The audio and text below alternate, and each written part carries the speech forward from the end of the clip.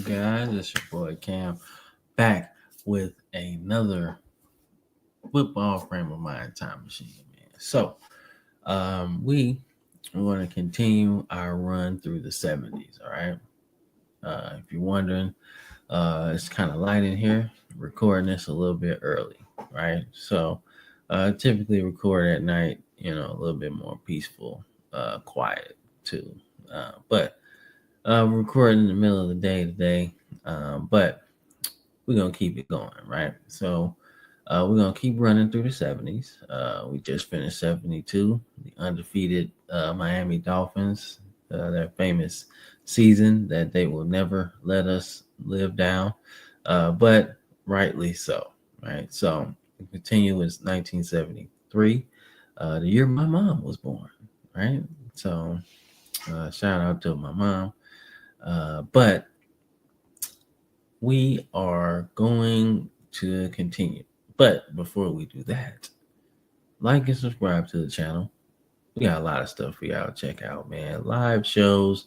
We got game streams, man. We got shorts, right? You into that. We got audio stuff as far as Spotify, Apple Podcasts, things like that. If you're into audio, we got that.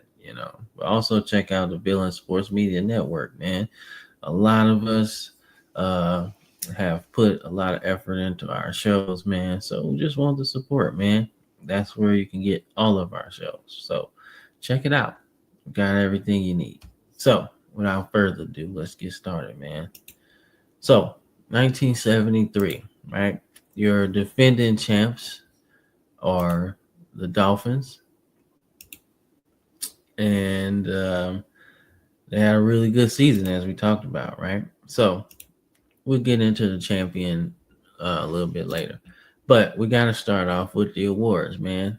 O.J. Simpson was absolutely in his bag, right? So everybody knows, what O.J. did off the field, right? And that kind of, for lack of a better word, trumped his football career, right? Which was pretty damn good, if you ask me, right? But in 1973, before we get to the off the field stuff, O.J. Simpson was the man, okay? O.J. Simpson was that guy. And in 1973, he won MVP. So let's see what he did, right? So O.J. Simpson in 1973 carried the ball 332 times, right? Got 12 touchdowns and 2,000 yards. This would be the first person in NFL history to get 2,000 yards. Keep that in mind. Right? We've had great running backs within the NFL at this time. Marion Motley, Jim Taylor. MVP of the league was a running back the year prior, right? 72. Gale Sayers. There's some other names in there. Paul Horning. Great running backs at this particular time. Nobody, even Jim Brown, right? Nobody got 2,000. And Jim Brown was actually pretty close. He had 1,800 the year he won MVP. One of his MVPs, by the way. But for a person to have 2,000 in a 14-game season, it's crazy. Now, there are stories about, Buffalo just trying to get the record, right? Instead of winning games. But they still were 9-5. And without OJ, I don't think they do that. That's just my opinion. I don't think they do it without OJ at all. Right? So to say, he wouldn't have done it without. I don't think so. I think they just rode their hot hand, and that's what it was. So I mean, we gotta look at some. Some of. I want to look at some of his game stats, like how we got to 2000, right? So bear with me. So OJ in this particular game, OJ had the first game of the year. OJ had 250. So he got he got the Patriots for 250. Second game,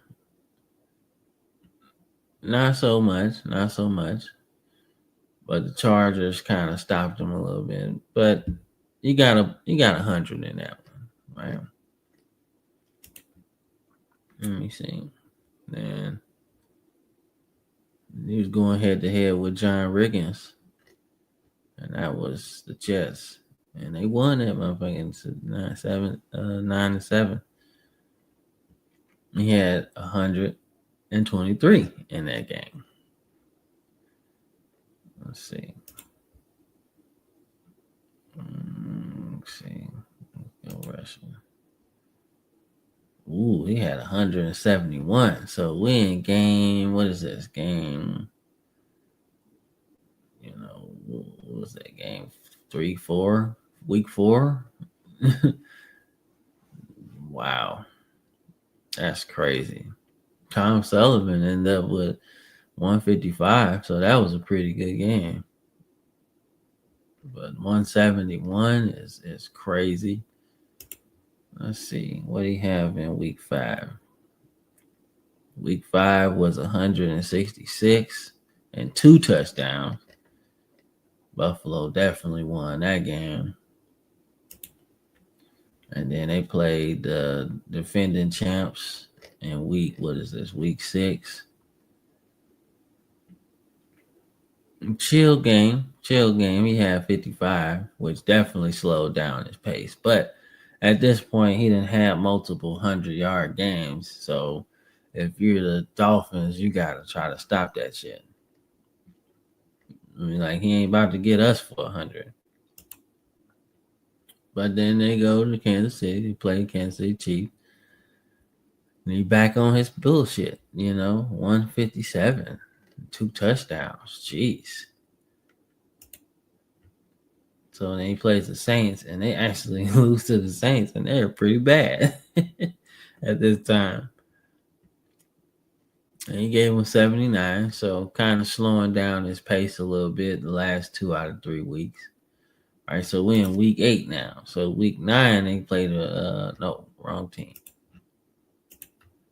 Week 9, they play the Bengals, right? And OJ get them for 99 and a touchdown. So the pace is like, he got that pace started early. So now I guess it's kind of like, well, can he get it? I don't know. We're running out of time, right? But we're in week 10 now, and they play the Dolphins again. But this time, OJ get them for 120, right? Didn't change the scoreboard, but they definitely got him, though. They definitely got him. Yeah, but they on the losing streak right now. But OJ still got him for like 120. So, he's finishing strong. In week 11, they end up playing the Baltimore Colts. So they end a losing streak, and OJ gave him 124 yards and a touchdown. They needed all of that. So week 12 against the Falcons, were 8-4 at the time as well. OJ gave them 137. Like, what the fuck? No touchdowns, but they ain't need it. Let's see. So week 13 against the the Patriots? New England Patriots at that time. OJ give them 219 and a touchdown, bro. So now he like really close to 2,000 at this point. Like it's like, dude, I'm in reach. I might as well get it. I might as well get it. I might as well try to get it, man. And in week 14, they play the Jets. And OJ get him 200 yards and a touchdown. And that's it, baby. That's it. They get him 200 yards, man. 200, man. That's crazy. That's crazy, bro. And they only have 14 games then. That's the crazy part about it. That's the crazy part about it. They only have 14. He only have 14 games to do it. That's what make that shit way more impressive, in my opinion. That's what make it more impressive to me. When a person right now we got what 18 weeks or some shit like that. Like the records now to me don't really breaking records don't really feel like you breaking records because now you got more games to do it. You know, when you had the 16 game schedule, like okay, because everybody who set the records in the past generation had that many games. So it's like, all right, cool. But now you give them more games to do it. I don't like it. I don't like it for other reasons too. But if we talking records, I don't like that shit for real. But offensive rookie of the year in '73, Chuck Foreman. Pretty good career, man. Pretty good. 800 yards, man. Couple thousand yards season. Rookie of the year. So he's pretty good. He went to the U. Wally Chambers is your defensive rookie of the year in '73. He went to Eastern Kentucky. So he had 9 sacks. So he must have been an interior dude. How long did he last? Nah, he lasted. No. But a couple Pro Bowls, a couple All Pros, especially in '75. Got Defensive Player of the Year votes. '76, same thing. First team All Pro. So I'm not sure what happened in '77, but then he got shipped off or went to Tampa Bay. So, but I think they got what they could get out of him. That's pretty good production, right? And Defensive Player of the Year is Dick Anderson, defensive back. Is he playing for the Dolphins? Yeah, playing for the Dolphins. Okay. So he had 8 interceptions, a couple touchdowns. Yeah, he was in his bag, bro. He was a playmaker that year. Yeah. Colorado. His birthday is almost a day before mine. Nice. So let's see what's different, man. Any new teams? So no. 73 is cool. When did New England change their name from New England to so after 1970, so 71 they changed it to the New England Patriots. Okay, that's cool. Houston still there. Baltimore still there. The Chargers still there. Washington still the Redskins. Falcons still there. They had a good season too. Yeah. So let's check out the draft. Who came in the league in '73? So Matuzak is in the league now. You know, not like the craziest player, but I don't know what Houston was thinking. Getting rid of him after 1 year. That's crazy. That's crazy. But they traded him to Kansas City. But I remember researching Matuzak, who actually turned into an actor too, by the way. He's actually in a couple films later in life. So, um, but yeah, man, um, yeah, so he was good, man. First round pick, but I remember him more with the Raiders than anything. Burt Jones, shout out to my boy Brandon, LSU MVP of the league. We'll get into Burt Jones a little bit, but this was his first season in Baltimore. Had a pretty interesting career,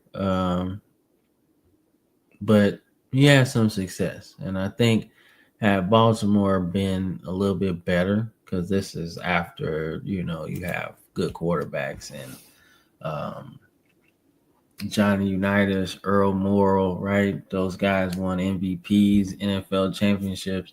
So now you got the next phase of your organization, especially at the quarterback position.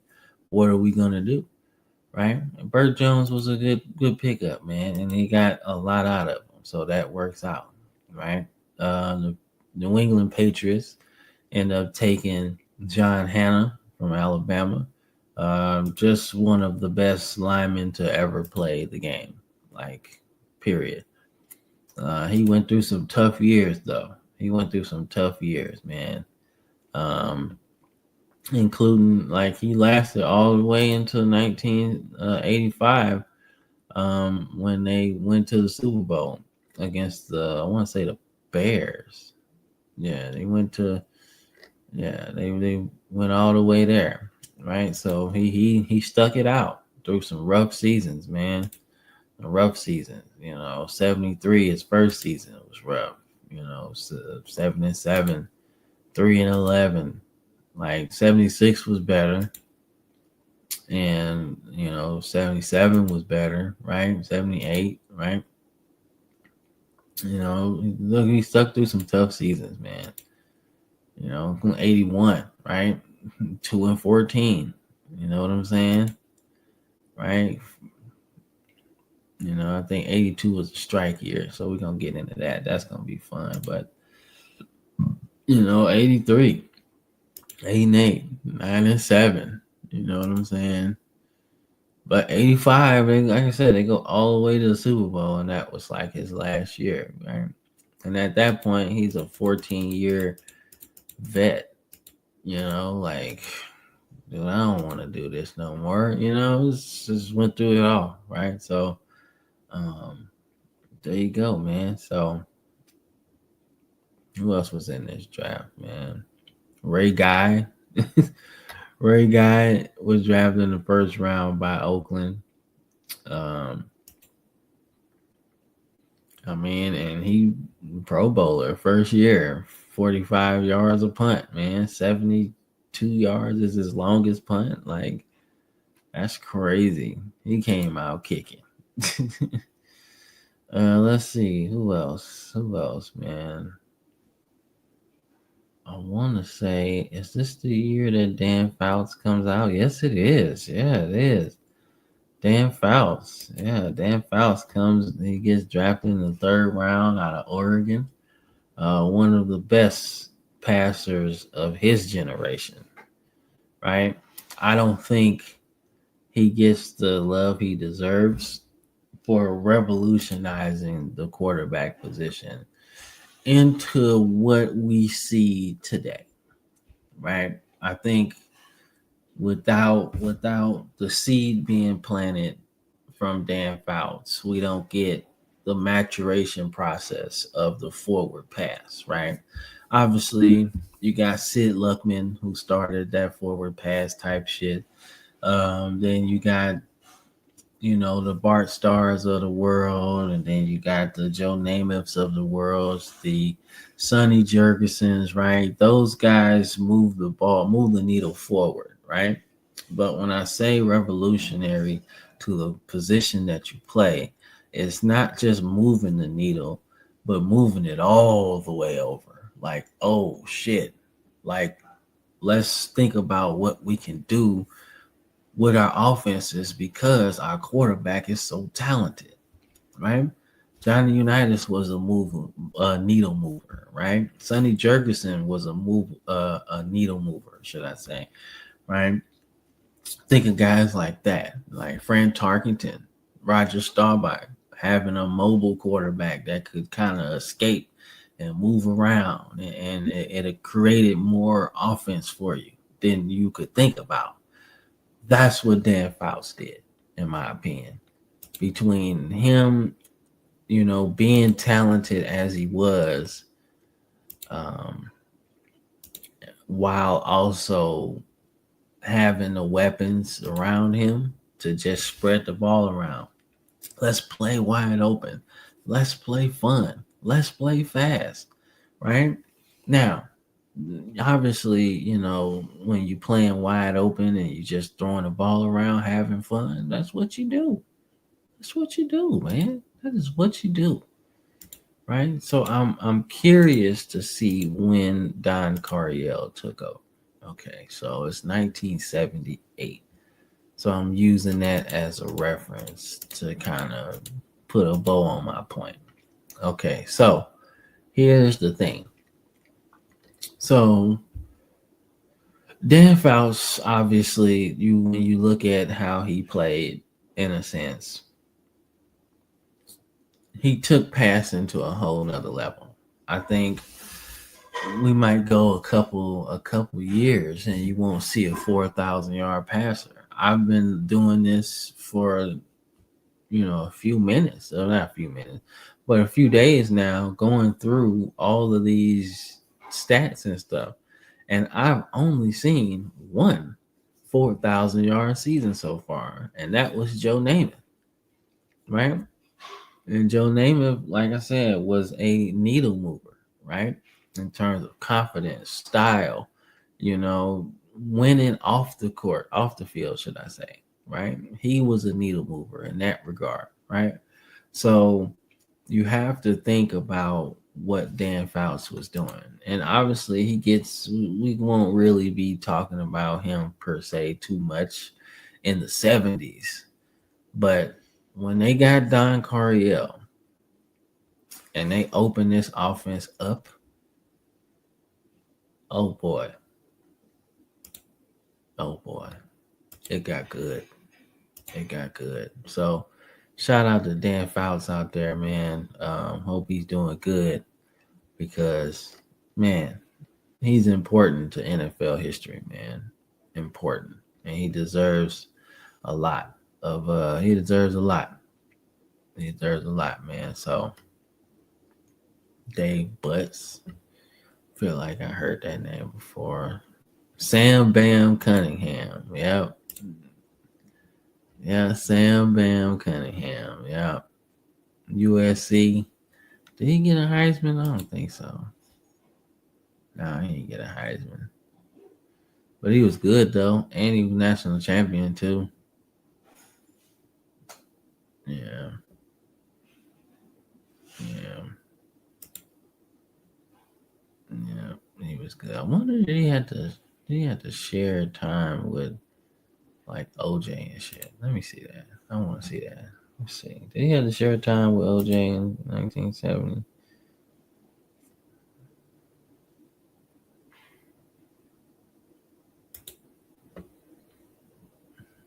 Yeah, so Sam Cunningham, Rod McNeil, Barry. Let me see. 71. Sam Cunningham.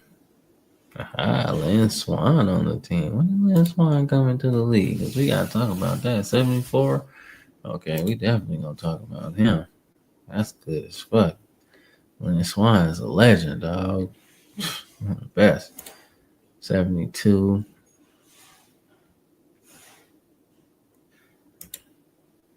No, he wouldn't have to share. He wouldn't have shared time with. Look at Pat Hayden, man, the athletic director. What the fuck? The athletic director doing his thing. Hello. Nah, he wouldn't have shared time with OJ. OJ came in before him. I'm stupid. But they won a national title in 73, and Pat Hayden is a fucking quarterback too. Fucking legend, dog. And Swan, like shit. Yeah, we're gonna get into that. Like y'all keep watching these videos, dog. I'm gonna get into college too. But yeah, Sam Bam Cunningham was definitely underrated, man. Definitely underrated. But let's get into some stats, man. Let's get into some stats. So Roman Gabriel in one of his last few seasons in the league, well, he played a little bit longer after that, but one of his last good seasons, should I say, man, did pretty good with Philly from an individual standpoint. But he's an underrated quarterback anyway. Like he's so underrated in a sense. When you look at the fact that his touchdown to interception ratio was really good, he got MVP in '69, right? But he led the league in passing, touchdowns was nice, interceptions was nice. Like he did good. Philly was just not a good team. That's all. They just weren't a good team in '73. But he did his thing, man. And some coaches on there. Let's see. Dick LeBeau was a special teams coach, so he's retired now, and he's got into coaching. So let's see. So he retired in '70. So he retired in '72. So his last season was 1972. So now he's in the coaching as a special teams coordinator. So you can see his start basically. He started 70, was that 72 special teams for a few years, and then obviously he got to coach defensive backs. He's one of the best ever, right? So he coached defensive backs for a good little minute. For a good little minute. And then he shift focus to defensive coordinator with the Bengals, right? Right, including getting them to a Super Bowl or two. Because I know the Bengals went in '88 because they played the 49ers, right? But I don't know that other year they went to the Super Bowl. I can't remember. I know it was in the '80s. But '81, yeah, okay. Yeah. I was about to say '81. So he was a defensive coordinator. He was the defensive coach on both of those teams, right? So you can imagine how a person feels when they lose two Super Bowls. They're like, I gotta feel how it wins, how it feels to win one, right? Then he goes to he goes to Pittsburgh, right? The defensive backs coach in the '90s. And then he was a defensive coordinator in '95. In '95, he was the defensive coordinator, and the Steelers lost that Super Bowl to the Cowboys. Not, that's not Jimmy Johnson's team, but they lost to the Cowboys. They were still good. So he lost 3 Super Bowls at this point, right? 3 Super Bowls. But let's not forget that he's also he didn't get no championship with the Lions. Lions get their championship. Was that 1948? It's like 50 or something. It's like 50. They got one. I just don't remember. Yeah, 53. Okay. Yeah. I'm about to say I know the Lions got one, but it was before 57 as well. So that was before he got there. Okay. All right. That makes sense then. That makes sense. Like 2 years before he got there. So I thought he got an NFL championship. My bad. Let me see. Let's go back right here. So at this point, Dick LeBeau's lost 3 Super Bowls as a coach. But things change. Things get a little worse. Because he was a defensive coordinator. He's been with the Bengals for a long time, man. Defensive backs coach, defensive coordinator, comes back from being a defensive coordinator with the Steelers, and then goes back to being a defensive coordinator. Didn't really do no head coaching for real. I mean, he was 60 at this time, and he's still a defensive coordinator. So that's 97, 98, 99. And then in 2000, he steps into the head coaching role with Cincinnati, and they did okay, I guess, down the stretch or something, and he got the job. Ken, like I said, Ken Anderson, who was also one of the good players for the Bengals around this particular time, including getting them to that first Super Bowl. So we'll talk about that when we get into the 80s. But yeah, man. So he gets the interim job and then becomes the head coach in 2001. And 6-10, I think they might have drafted Achilles Smith around this time, and that just didn't work out. Just didn't work out, man. And then 2-14, and like I said, they were ass. But them being so ass let them get Carson Palmer to start the let them get Carson Palmer to kind of start some shit, right? But obviously, he left that job and he loved football. So usually when coaches get fired, sometimes they take a year off. He didn't do that. Associate head coach or assistant head coach, right, to the Buffalo Bills in 2003. And then that's when the real fun starts, when he goes back to being defensive coordinator for the Steelers, right? Old man at this time, but a wealth of knowledge, right? And he was able to win one Super Bowl in 05. And then I think they won again in 2008 under Mike Tomlin. Yep. But he had some hella good defenses though.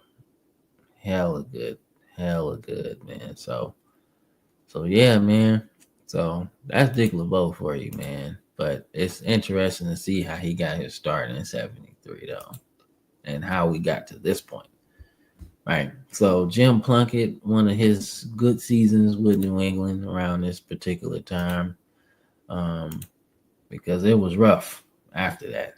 Like, it was rough. But this was one of the good seasons, especially 72 was bad. 25 interceptions, only 8 touchdowns. That was bad. 73 was one of the good seasons. 74 was good. And then, of course, 75 wasn't that good, right? But he's 1-1. So once he got it together, that was it, right? Charlie Johnson. I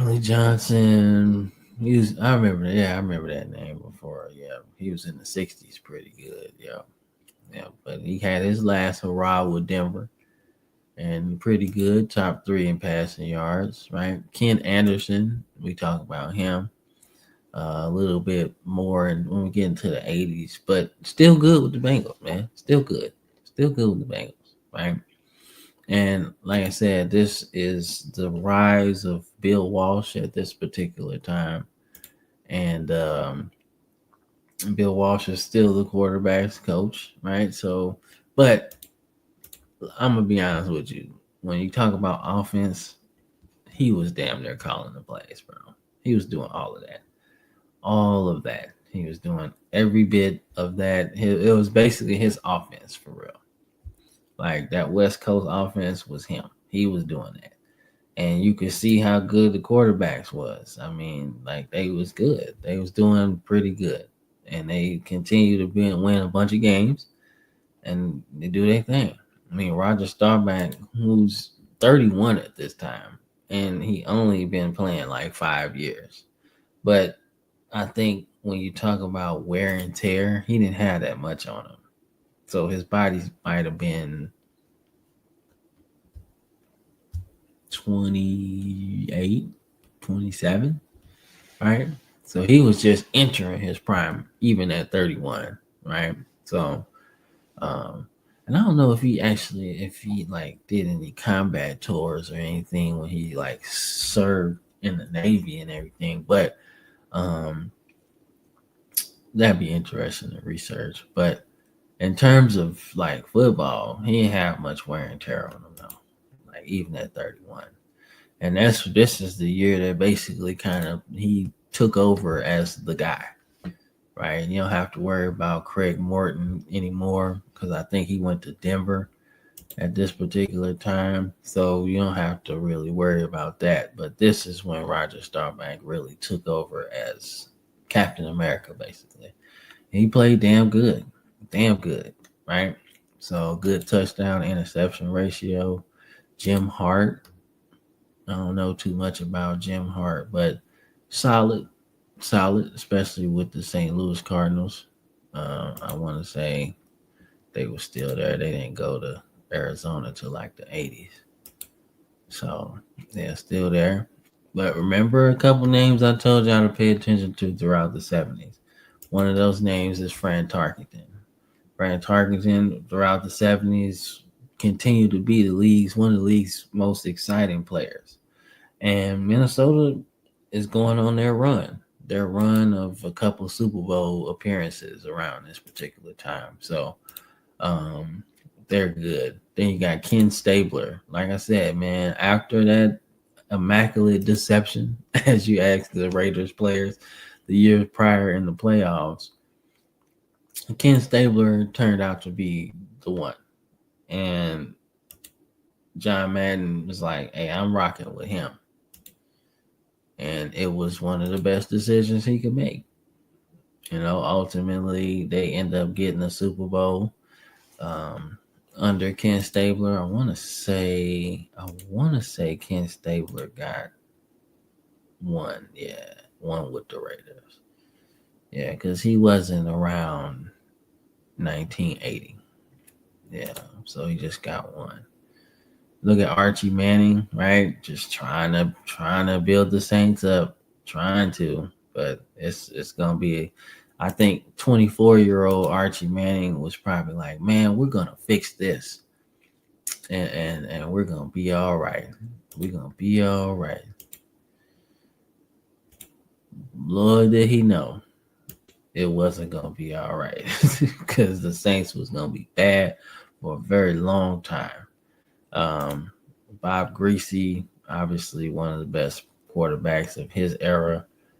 Really good, especially early in the 70s. Like later on, it wasn't that good, but earlier in the 70s, including the Super Bowl, he was one of those ones. Let's see, Terry Bradshaw, 25 at this time, so it's 73. And we ain't even got into the Steelers real good yet. The Steelers start taking over later in the 70s. But you can tell they doing their thing. They doing their thing, including, 75 is his best season. Like best season by far. Um, until we get into like Super Bowls and shit. But 75, that's when he really kind of put it all together, whether it be accuracy, whether it be knowing the offense, everything. So I fucks with him. I fucks with that. Dan Pastorini, right? He's third overall in 71. I mean, Houston got good later. Specifically under Bum Phillips. When they got Bum Phillips, they was pretty good.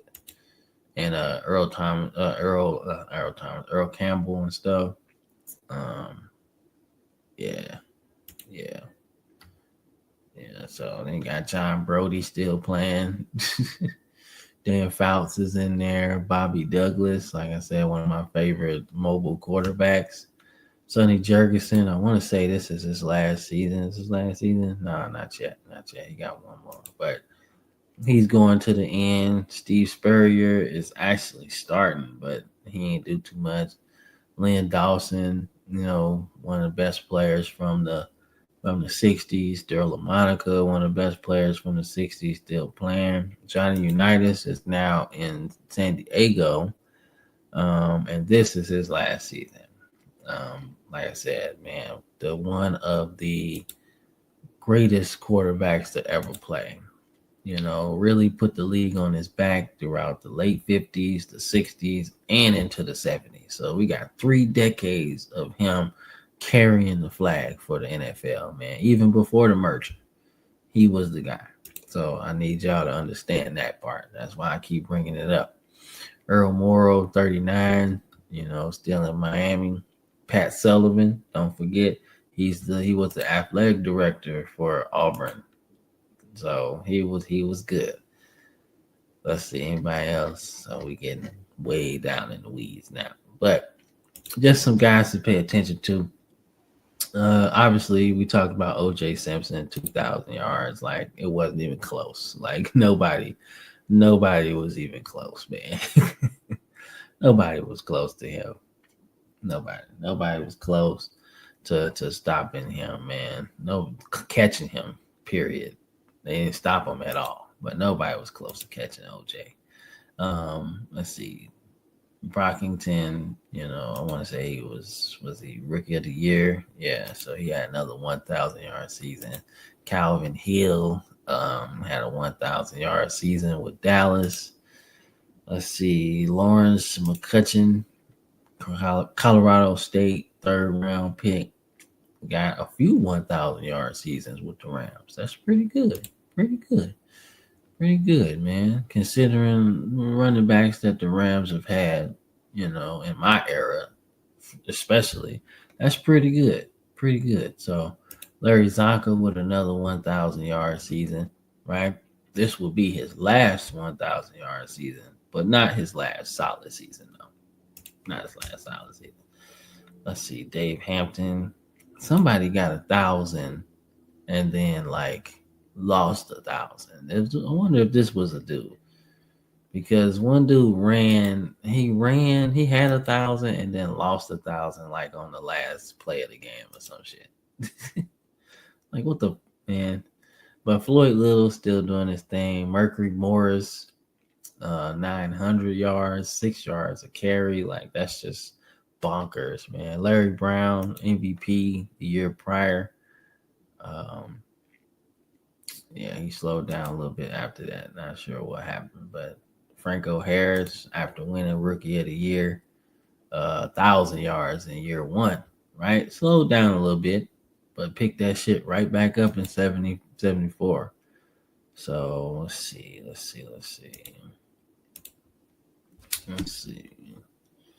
Some other names. Bobby Douglas, 500 at the quarterback position. Sam Cunningham, 500 rookie season. John Riggins, Mike Garrett. Those some names in there. Let's see. Archie Manning up in there. Jim Kick, 200. Roger Staubach up in there, 200. So, like I said, we ain't really got into all of that yet. We ain't got into some of those, the other running backs. So let's see receiving, man. So, I can't sit here and act like I'm not about to talk about Harold Carmichael, man. So Harold Carmichael, I don't know what the fuck Harold Carmichael was. But when you talk about somebody that I can't say revolutionized it because there weren't many like him. But when you talk about people that personify alien like, I think of players like Too Tall Jones or Ted Hendricks, right? Being just mountains of men playing football, and they could probably play other sports like basketball and still be pretty damn good. In today's game, for my youngsters out there that watch this kind of stuff, man, think about Aaron Judge playing tight end in the NFL right now. Right? Obviously, he's not as big as Aaron Judge in terms of weight, but we're talking height. Think of that. That's nasty. That was Harold Carmichael, man. Harold Carmichael, Southern University, 7th-round pick, right? Like, you don't really think nothing of it. You know what I'm saying? You don't really think nothing of it. Like, he's 7th-round pick. We got this, we got this albatross, right? We don't know what we got. Well, 73, he put that shit together. That's like, man, fuck it. Let's just use it. You think about you think about certain things, and you think about Roman Gabriel. Like Roman Gabriel probably never had a weapon like that with the Rams. Never. Yeah, good receivers. Like I don't know what to do with this. Who is this? And I can imagine, him having a conversation with his coach. Like, why are we not throwing it to this dude? He's taller than everybody. Let's just fuck around and see what happens. You know, this was probably the first fuck around and find out moment in NFL. Y'all let me get y'all let me get Harold Carmichael. I'm about to see y'all about to see what I can do. And he did his thing, man. He did his thing. Harold Carmichael was one of those ones, man. Like, bro, crazy, crazy season to come your coming out party, man. And what's crazy is people kind of know him more so as a tight end than anything, right?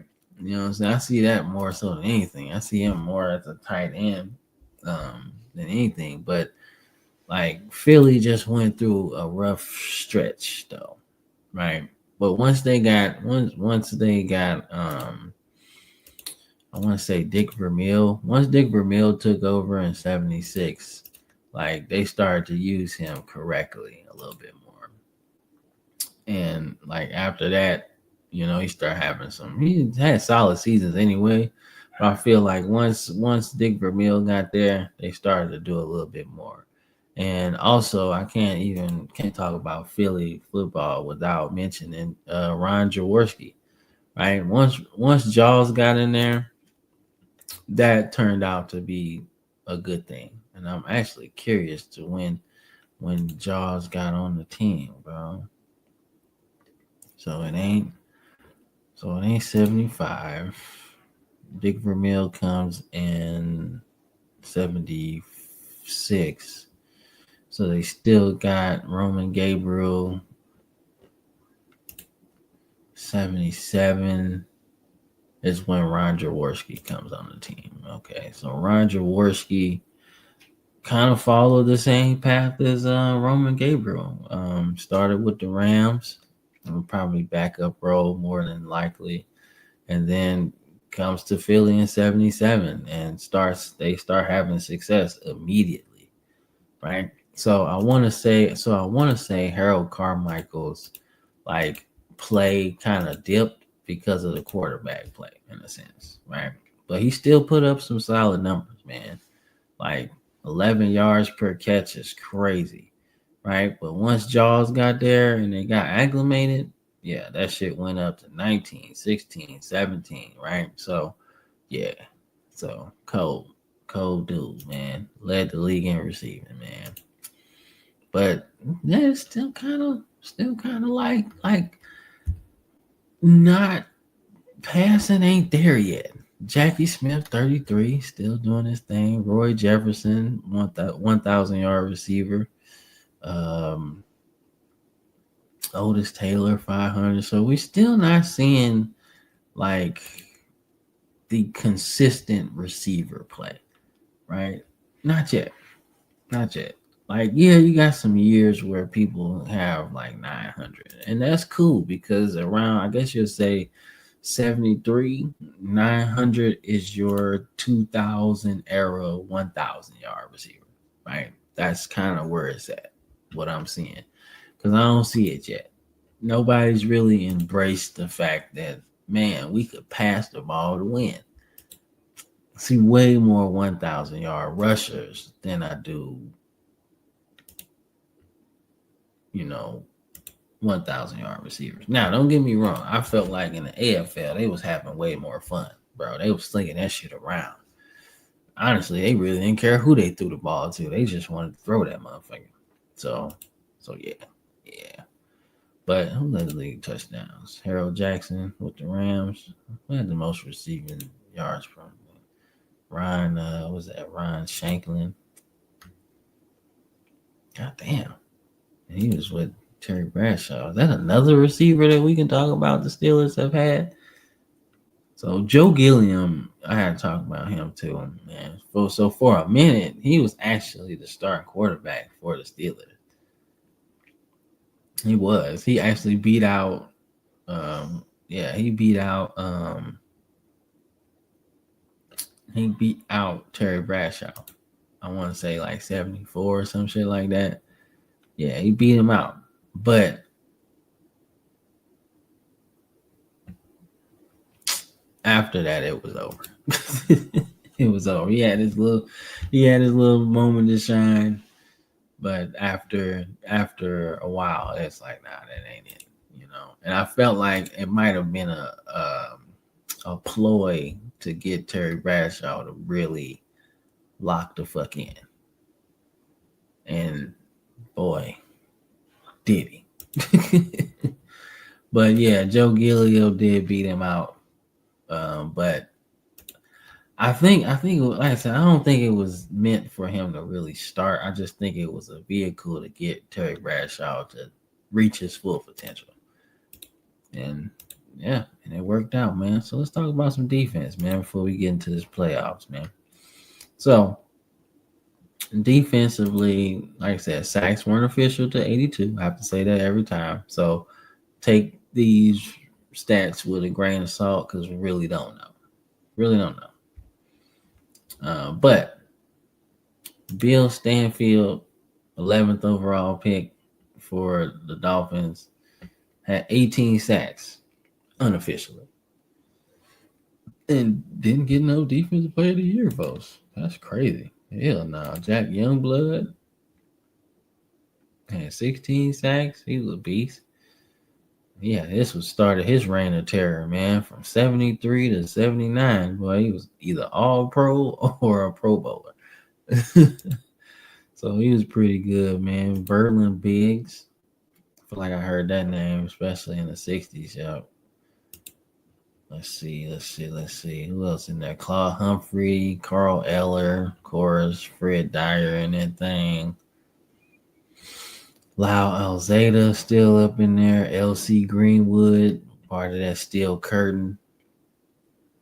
Let's see. Who else in there, motherfucker? Buck Buchanan still in there. 7 sacks, 34 years old. Damn. Let's see who else in there, man. Walt Patowski, first overall pick, 73. Let's see what he been doing. Damn, he ain't do nothing for real. Like, he had an okay career, but I expected him to do a little bit more, man. Let's see, when that Jethro Pugh still in there. Alan Page, MVP last year. Dave Robinson's with the thing. And Deacon Jones, man. Yeah, Deacon Jones still slapping people upside the head, man. But he with the Chargers right now. He's 35. So, boy, he has such a good ass career, man. If sacks was official, dog, that's nasty, bro. Bob Lilly, nice. Ted Hendricks, John Matuzak. So there's some names on there, bro. There's some names. So we'll get to some more people, man, that come up out of there, man. But Dick Anderson is your defensive player of the year, man. I told you he's a playmaker, bro. Playmaker. Mike Wagner and that thing, 8 interceptions, bro. Ken Houston, 6. Where's Paul Krause? Paul Krause in there? Yeah, he got 4 this season. Yeah, Dick Geron, man. Shout out to Dick Geron. Yes, sir. Dick 73 with the Lions, man. God damn. He coached the Bills. No, either the Bills and the Bears at one point. But yeah, so he was a baller. Okay. Yeah, shout out to Dick Geron, man. 4 interceptions in his rookie season. Second in defensive rookie of the year. Then got a Pro Bowl the next season. What are we doing? Nice. The Lions was good. Then he played with the Bengals for a little bit. Let me see his coaching career. I'm interested to see what he did. All right, so he's assistant. So he ended up retiring. He retired as a player.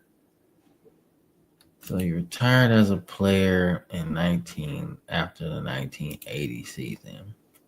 And then he started coaching, I guess you'd say professionally, in in 85 with the Bills. So defensive backs coach, of course, he was a defensive back by nature. And then he got his first big break in coaching in 95, defensive coordinator with the Jaguars under Tom Coughlin in their first inaugural season. So they had a good ass staff too, man. Kevin Gilbride was a fucking menace. Oh yes, he was a menace, especially with the Oilers, man. When they got Warren Moon, fuck, they was off the chain. That's why the Jaguars was so damn good, bro. Whoa, man. Pete Carmichael, that's another name. Yeah, I remember. Yeah. Got offensive coordinator. Yeah, I remember that name. That's what's up. But yeah, Dick Duran, yeah. So he's defensive coordinator for the Jaguars, man. They had some good ass seasons though. We ain't even got to the Jaguars yet, but 95, 96, 97, 98. Yeah. Yeah. Yes, sir. They was good. It was real good, man. 95 was obviously his first season, so it's not gonna be that good. But yeah, when they got it cooking, they was good. And then he got the Bears job, man. Got the Bears. Like the Bears at that particular point, they were just trying shit to see if it stick. The Bears in the late 90s, they was not good. Like they was not good at all, bro. No, I don't remember them being good until they got Lovey Smith, right? And don't get me wrong, 2001 was good because I remember, I want to say Brian Urlacher was on the team and he was like doing his thug thizzle. So, but after that, they weren't that good. No, they weren't that good, bro. But I remember like being a kid throughout the 90s, right? And just kind of getting into football, and the Bears weren't that good. Yeah. But when I got into like the 2000s, like 2004 or 5, that's when I was like, okay, the Bears got a good ass defense. And they did. They did. 2001, but then 2002 was booty. Then 2003 was like, and 2004 was booty, right? And then they got Lovey Smith. Lovey Smith took over in '04. And then '05 they get, I want to say, no, '06 they got all the way to the Super Bowl. In '05 they had a good team, but they caught the Panthers, and the Panthers wasn't playing. They was taking out everybody that season in the playoffs. Nobody stood a shot. They was just a team of destiny, man. Um, so yeah, man. But Dick Duran, man, he was okay. I feel like it was more. I feel like it was more ups and downs than it probably should have been with the Bears at that particular time. But I don't know. I just want to talk about Dick Duran because I didn't know that motherfucker was a baller like that. So that's my whole thing, man. So then he goes to the Buffalo after that, but that's the 2000s. We'll get there. Whoa, he passed away? Damn, I didn't know that. Damn, rest in peace to Dick Duran. I didn't know he passed away. Fuck. Oh, man, damn. And then you got Mel Blunt. We talk about Mel Blunt. He's on the team, 1970. What round was he drafted in? He's from Southern, so third round pick. Okay. So he started coming into his own a little bit around this time. He was so good, man. 6'3", 200 pounds, man. But he was a menace out there, bro. Like he was dog walking receivers, bro. Like he was flipping them on their heads and elbowing and all kind of stuff, bro. It was nice. This was a true gladiator sport back in the day, bro. Mel Blunt in there, so he's pretty good. Let's see who else in there. Larry Brown, Harold Carmichael, probably just covering fumbles and shit. But yeah, that's cool. All right, so let's get into it, man. I'm trying to keep this under an hour and 30 minutes because I know people got shit to do. You ain't got time to be watching like a 2 hour, 4 hour, 5 hour video. So try to keep it under an hour and a half, man. So your defense, your division winners of the AFC were the Dolphins, the Bengals, the Raiders, and the Bengals and Steelers were tied. So somebody lost to somebody, and it's a tiebreaker scenario somewhere. But 73, the Cowboys, the Vikings, and the Rams all made the playoffs, and your wild card teams from the NFC, your wild card team was the Redskins, and in the AFC, it was the Steelers. So that's fair, man. The worst team in the league was the Houston Oilers. So we'll take a peek at 74 and see who they picked. So they traded that away. Yeah, they didn't get that motherfucker. They didn't do it. But we'll get into it though. We'll get into it. I was just curious to see what the fuck they did with that first overall pick. And they didn't do nothing with it. They didn't do nothing with it. But maybe they played the long game. And it's like, hey, we bad. So let's just be bad again and keep getting better. So let's get to the playoffs, man. Let's talk playoffs. So here we go. This is the screen I'm looking for. So, all right. So we're in the playoffs, man. Divisional round weekend, right? 1973, December 22nd. Wonder what my grandpa was doing on December 22nd, 1973. I wonder what he was doing. I don't know. My mom was she wasn't even a year old yet. So,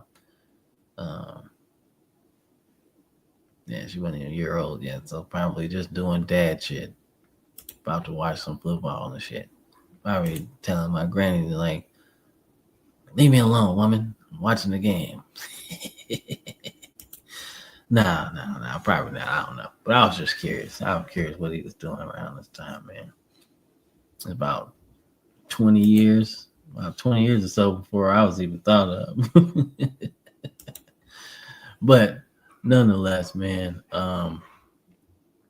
let's check out this particular game, right? So the Vikings under Bud Grant, we talked about that being real good. George Allen was really good. Like, he was really good, man.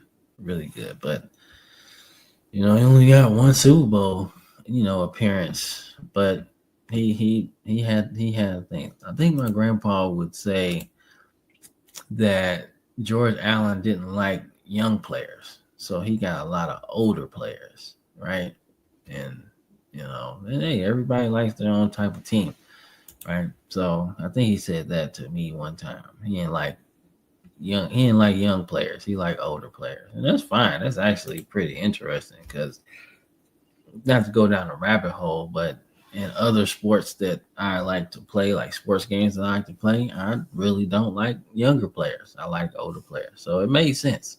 I could just plug and play you. I don't have to really teach you much because you kind of know the ins and outs of what to do.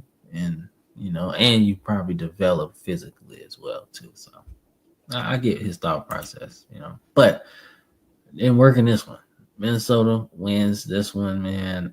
Fran Tarkenton, couple touchdowns, did pretty good. Billy Kilmer was pretty good, man. Like, he was a solid player throughout the 70s. Like, a solid player throughout the 70s. So, okay. It's all right. Larry Brown gave you 100. But Fran Tarkenton was on demon time, man. Chuck Furman, rookie of the year, so he was good. He was good. And it's outside, 19-degree weather. Like, come on, man. Fuck no. No. Was this Minnesota too? Yeah. So yeah, nah. All right, that's too damn cold, man. But so yeah, I remember the game I talked about in the last episode, right? Immaculate reception or immaculate deception, if you ask the Raiders fans and players at that time. Well, the Raiders got their get back in a real way. They got their get back in a real way, right? So, I mean, they seem to have frustrated Terry Bradshaw all game, right? And he just couldn't find the rhythm, man. But Ken Stabler was pretty good, man. Like, I mean, you got, like I said, Cliff Branch in there, Fred Belitnikov, he just picked them apart offensively. They couldn't do anything, and surprising for a defensive team. But like I said, the Steelers haven't gotten to that point yet. They missing some key pieces that they're gonna pick up in the next couple years, and that's gonna set them up for success right now. But in this particular game, the Raiders got their get back. I mean, they beat them. They beat them pretty much all up and down the field, and they were not disciplined for real with the penalties and stuff. They forced turnovers. They got sacks. They ran the ball better. They didn't pass the ball. Well, actually, they did pass the ball better because they were more efficient with what they were doing. So they beat the shit out of them, and this was nasty, right? But this would be one of the better rivalries of the '70s, though, because this ain't over. So the Rams get beat by the Cowboys 27-16. Roger Staubach, man, John Hadel's still doing his thing. Like I said, one of the best players of the AFL era. So he's slowing down a little bit, right? Not necessarily slowing down. I don't want to say that. But definitely not as explosive as he was when he was in the AFL. But this was still a good season, especially when you think about how his touchdown interception ratio was pretty damn good. Pretty damn good. Like pretty damn good, man. I misspoke, man, talking about he slowed down. He did not slow down at all. Like that's a pretty good ass season, considering that the fact that he got traded the next year to Green Bay, right? And that sucked. But even then, I mean, when Green Bay, he didn't do that good. But like I said, this was like his last good season, in my opinion. And he's all pro, man. First team all pro, to be honest with you. So couldn't do nothing with that, man. Roger Staubach, another great postseason performance, man. Interceptions, obviously not the best, but that's just the time, in my opinion. But Calvin Hill gave you 97 and a touchdown, so they pretty much beat them up and down the field too. And they ended up winning. Tom Landry, Chuck Knox, pretty good. Chuck Knox was pretty good. He coached for a while. Yeah, he was with the Seahawks, man. Oh, man, that was a rough time for them. That was a rough time for them. But yeah, that's how expensive teams are, man. So, all right, the Bengals, man. So the Bengals got a lot of stuff. They got a lot of future like important figures on the team. So, but you're not beating the defending champs. I mean, I love Paul Brown, man. He was coaching for so long. He did so much for the Browns, and then they kicked him out, and then he made his own team. But his coaching career is coming to an end too, right? He had been around, he had been an owner, coach, all kind of shit, long time. So he's the owner too. So like he about to take a step back in a little bit, but he won some championships. Like definitely one of the founding fathers of the NFL, basically. Like if you really want to be honest, him, George Halas, Lamar Hunt, Al Davis. Like those are some founding fathers of like the NFL. Like if you're putting together a list of like guys that are important, you got to start with some of them. So, but they wasn't beating the defending champs, not at home, not on the road, not ever. I'm sorry, you wasn't gonna beat them. Like I said, Ken Anderson was good, but he hadn't turned into what he would become yet. Right? Charlie Joyner's on the team, and that's cool too. But Bob Greasy, after missing most of the season, right? Like he was a quarterback. He was the quarterback, but not. He didn't get a chance to really be the guy, right? So this is technically his real playoff run, right? So, but once again, you can't stop this trio, man. You can't stop this trio. This is OP, bro. Mercury Morris, 5-6 yards of carry, right? Larry Zonka is like 1,000-yard running back, and Jim Kick consistently is giving you over 500 yards, bro. So like you just can't stop that. That's just nasty. That's just nasty, bro. Like if you Bob Greasy, you don't have to do much. I didn't do much. And then Merlin Briscoe, who is a former quarterback, is hella good. Like he hella good. You know what I'm saying? Like he do everything, you know, per se. Like run the ball, catch the ball, throw the ball. You do all that shit. That's not fair. You're not beating them. You're not beating them at this point, man. But all right, so let's get to the next round. Championship weekend, December 30th, 1973. So, Minnesota takes care of business, and they take care of Dallas.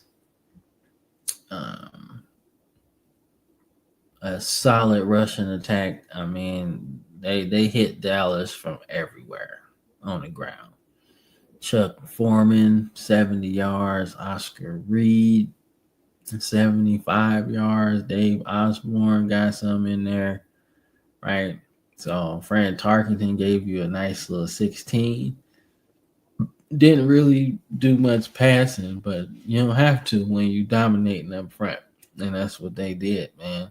They beat them up from the inside out, man. And this is one of the worst performances I've seen from Starbuck looking at his numbers, right, throughout the playoffs. This was not a good game for him. 4 picks. Nasty. But they took care of business. And they go into the Super Bowl. And then Miami takes care of business, right? So if you've been paying attention, Miami won in 72. So they are going for back-to-back championships, right? Hadn't happened that much, you know. I think, well, the Packers were really good in the 60s. So they went back-to-back like a couple times. So, you know, this is new NFL stuff, right? If we're talking about the Super Bowl era, right? This is new. You know what I'm saying? In the Super Bowl era, right? You know, this is the second time that we have a team to do this, right? The Packers did it, Super Bowl 1 and 2. But like I said, this is the second time I think around this particular time that you have a team going for back-to-back titles, right? So, but nobody's won 3. Like, it's hard to explain Vince Lombardi's 3-peat because technically it's not in the Super Bowl era when he got his 3, because the Super Bowl era started with his 2, right? So you can say that winning 3 NFL championships counts with Vince Lombardi, but I can see where people wouldn't count it because he only got 2 Super Bowls. But I count it. So the 3-peat, you know, that's the last time I seen it. You know, not seen it, but that's the last time I've researched it. And that's the only time, you know, or the last time it's happened in NFL history. So, but before we even talk 3-peat, you got to win 2 in a row, right? So the Dolphins take care of business. They take care of business against the Raiders. Ken Stabler had an okay game, but like I said, man, they OP, bro. Fuck the Dolphins in the 70s, bro. They was OP. Like, you got a good kicker, you got three good running backs, you got Bob Greasy, like, and Paul Warfield and shit. Like, you cheating. Like, cheating. The Raiders couldn't do nothing with this team, bro. That was nasty. So, your Super Bowl matchup, this is Super Bowl 8. Super Bowl 8, January 13th, 1974, man. So, Super Bowl 8, let's set the stage, man. You got the 14, well, not 14-3. Well, if you count everything. So you say 12-2 regular season Vikings and 12-2 Miami Dolphins, coached by Don Shula and Bud Grant, respectively, right? This game takes place in Rice Stadium, so that is Houston, Texas. And this was kind of an ass whooping. Let's just say that, man. I told y'all, man, the Dolphins was OP. And they honestly could have won all their games, to be honest with you, this year. They could have won them all. They could have won them all. They just lost to some good teams. I'd say that. So they lost to the Raiders, which I want to say this game was played on the road. So, all right, it was on the road. So they lost that one. And then later in the season, they lost to the Colts, right? So that's that Burt Jones. No, not yet. Not yet. Not yet. Ain't Burt Jones yet. But they lost to them. But also, I can see them not playing nobody in this one because we already got the playoffs wrapped up, right? But that's neither here or there. But they really could have won all the games this year because the team is just stupid. But Fran Tarkenton had a rough day. Interception, sack, they couldn't get nothing going, especially on the ground for real. They couldn't do nothing. You can't win with 72 rushing yards the whole game, right? And the other team got 3 rushing touchdowns and 200, damn near 200 yards. You know, they barely had to pass in this game. Only 7 pass attempts. Are you fucking kidding me? Ridiculous. Yeah, this was an ass whooping. Right? Greasy didn't have to do shit. You know what I'm saying? But Zonka was a man in this one. They couldn't do nothing with him. Nothing. 33 carries, 145 yards, and 2 touchdowns. Nasty. Absolutely disgusting, man. I want to say, your defensive player of the year, Dick Anderson, all he had was a tackle, but I don't think that mattered. They couldn't do shit. They couldn't get past the motherfucking line. This was a tough loss for the Vikings, man. And this would have been Bud Grant's second Super Bowl loss, unfortunately. But also his second NFC title, though. So sometimes you gotta take the good with the bad. But he damn near did. He did good with the Vikings, man. But Shula, this is his second Super Bowl. But this would also be his last Super Bowl win. Now we get into the 80s where it got real, it got good in a real way. We'll explain later, but it got real in a real way with the Dolphins in the 80s, and they should have had more championships than what they ended up with. But this is the last Super Bowl win for Shula for his career, period. He coached for a very long time, and he also had some very, very good teams. Always in the mix, always in the playoffs, right? But there was always a better team. Just always, man. And it's not all him either. Ownership really failed him, especially when we get into the 80s. But nonetheless, that is 1973. Your champion is the Dolphins, and your worst team is Houston. Um, yeah. So we'll get into that. That should be fun. That should be real fun, to be honest with you. That should be real fun. 73 was a good year. A lot of good stuff happened, man. So, like I said, OJ 2,000 yards, man. Jesus, Dick Anderson was a playmaker, like doing all that. Then you got Harold Carmichael, like just nasty stuff, man. Nasty stuff, man. So, like I said, man, we're gonna finish this. We're gonna do 1974 next. It's gonna be fun. Like I said, we got some cool stuff to talk about, man. We got some cool stuff to talk about. Uh, leagues changing, man. Leagues changing, and got some good players coming into the league. So it's gonna be fun.